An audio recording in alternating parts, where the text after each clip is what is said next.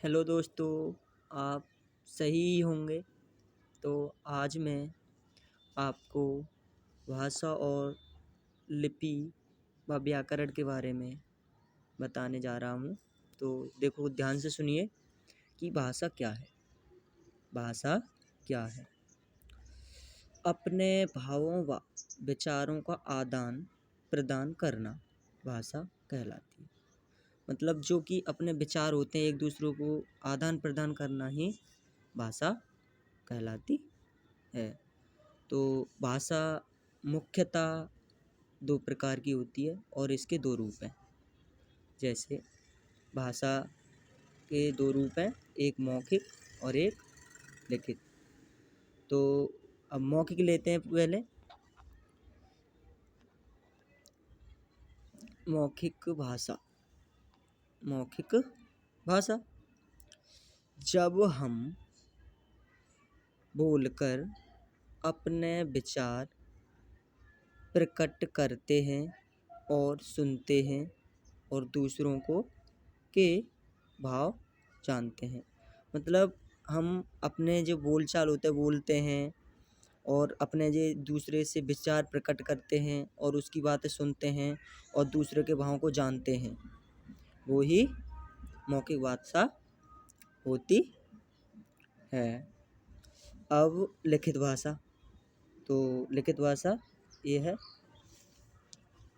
लिखित भाषा।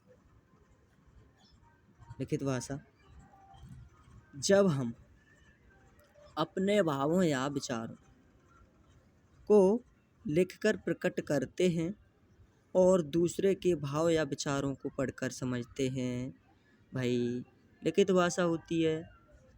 तो आप मौखिक और लिखित भाषा में कोई डाउट है तो आगे बढ़ते हैं। मातृभाषा।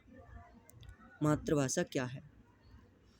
एक मैं उदाहरण देता हूँ पहले कि जैसे कि हम अपने परिवार में रह रहे हैं, परिवार वाले जो भाषा बोलते हैं जो भी है, तो उसी भाषा को हम मातृभाषा कहते हैं। अब देखो, मातृभाषा की परिभाषा कैसे लिखते हैं।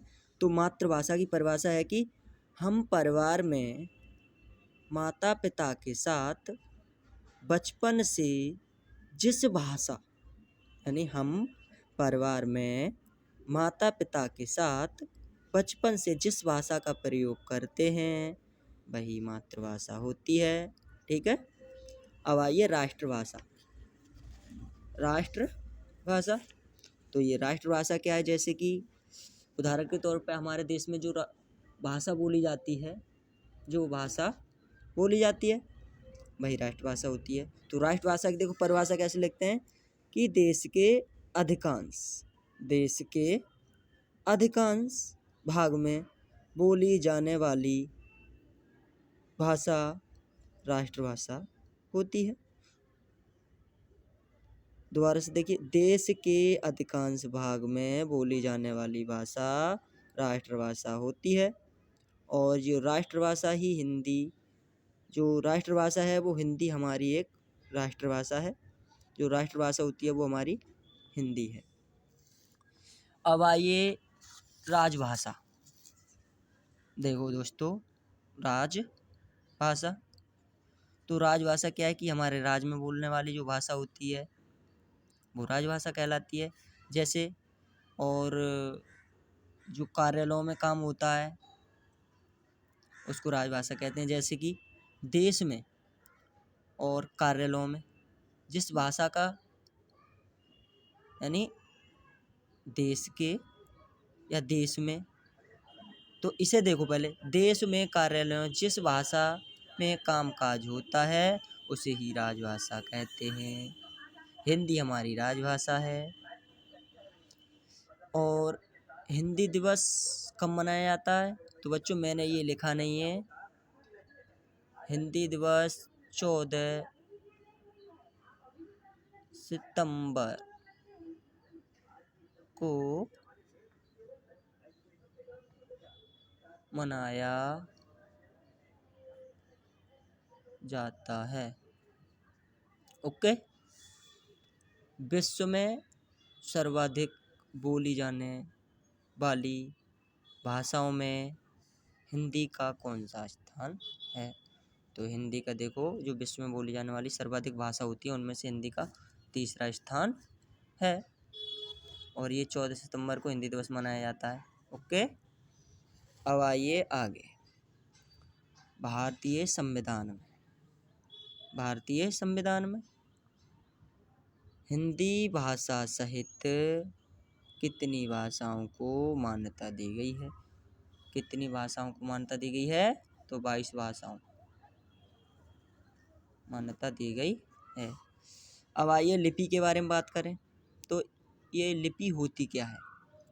बच्चे समझते हैं ये लिपि, मतलब कन्फ्यूजन हो जाते हैं कि लिपि होती क्या है। तो देखो, ये लिपि कोई वो नहीं है, बस लिपि होती है कि भाषा के लिखने के ढंग को ही लिपि कहते हैं।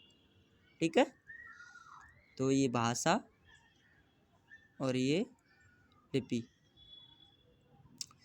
तो भाषा हिंदी, देवनागरी लिपि में हिंदी लिखी जाती है, देवनागरी में हिंदी लिखी जाती है, और पंजाबी में गुरुमुखी, और अंग्रेजी रोमन लिपि में लिखी जाती है, उर्दू फारसी लिपि में। अब देखो व्याकरण से क्या समझते हैं?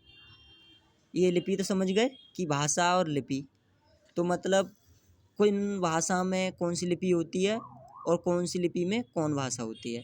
देखो, देवनागरी लिपि कुछ भाषा में लिखी जाती है, हिंदी में, गुरुमुखी पंजाबी में, रोमन अंग्रेजी में, फारसी उर्दू में। ओके, व्याकरण।